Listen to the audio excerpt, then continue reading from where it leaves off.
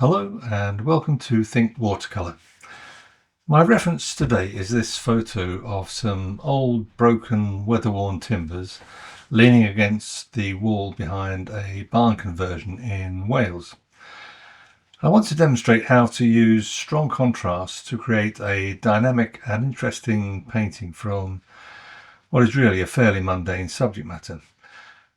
This is an 8 by 10 inch watercolour block of 300-gram rough paper by Jackson's Art, and I've taped the edges to leave a white border when I finish the painting.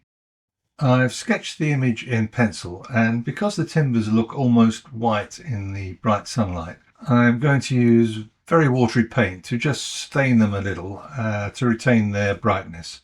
I've mixed up some lilac, some Naples yellow and some light red, and I'm just going to let them blend together on the page and just create an initial wash and see how it dries.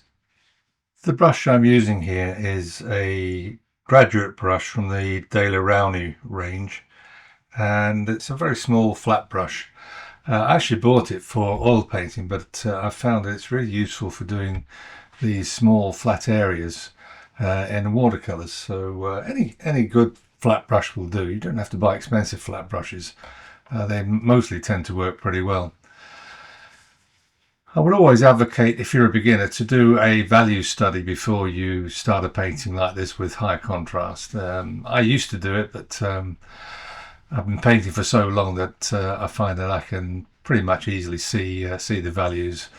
An easy way to do that is turn your reference photo into black and white and you have a value study ready-made.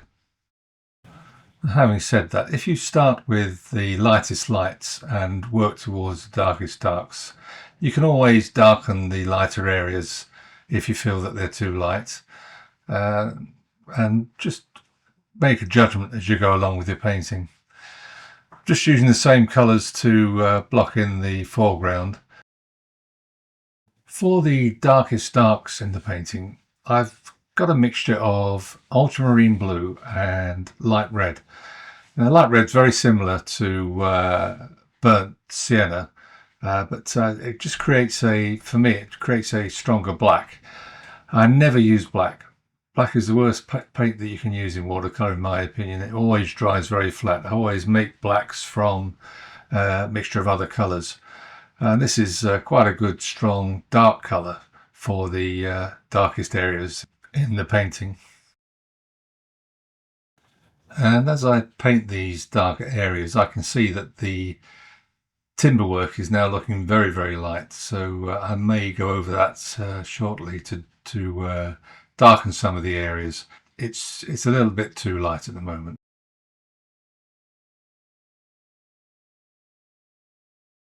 And as I come to the bottom of this right hand shaded area, I'm just doing some negative painting to allow me to paint some green grasses later on in the painting.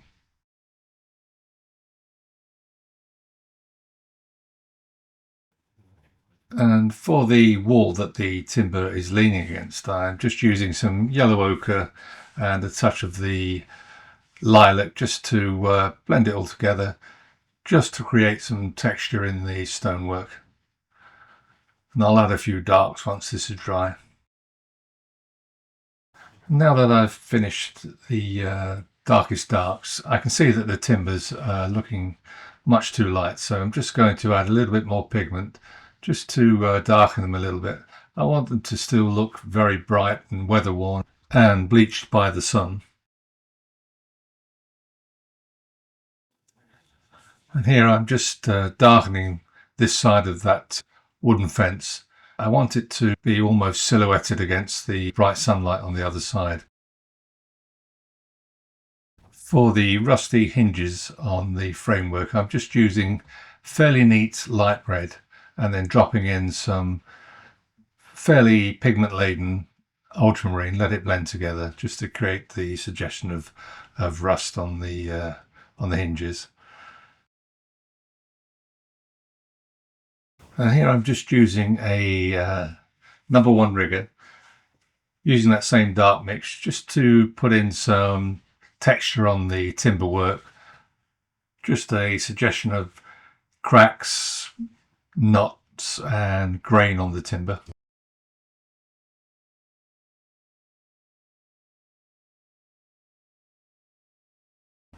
For the foliage, I'm starting with a wash of aureolin, which is also known as cobalt yellow, as a base colour, and then I'm using some sap green to drop into it while it's still wet. Let it all blend together, create a mixture of different shades of green and yellow. I've also mixed up a much darker green, which is composed of yellow ochre and Prussian blue.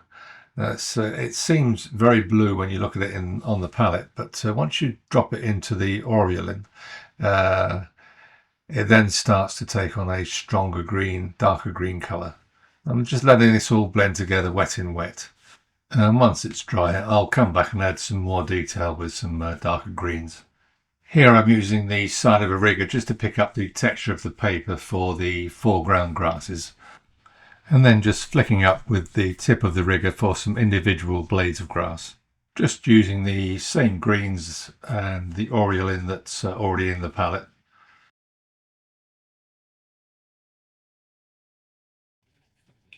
Here I'm just using some very watery lilac just to take the whiteness of the paper away the other side of that fence, and just a light green at the base, just to suggest that there's bright sunlight coming from that direction. Now that the initial wash for the foliage is dry, I can make a start on adding some detail. Once more, using the detail brush, I can create the illusion of light and shade to add dimensionality to the foliage and the foreground grasses.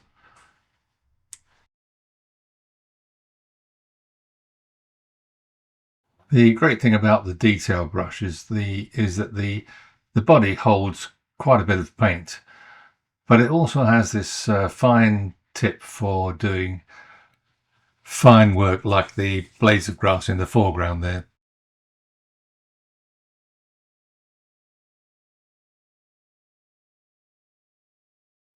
And you can use the side of the detail brush to create these random areas where you get the paint breaking up and lots of gaps, so you can create the illusion of lots of leaves in the foliage, etc. I'm going to let this second wash dry and then come back a little bit later and add some more darks just to create that illusion of more leaves and more areas of darkness.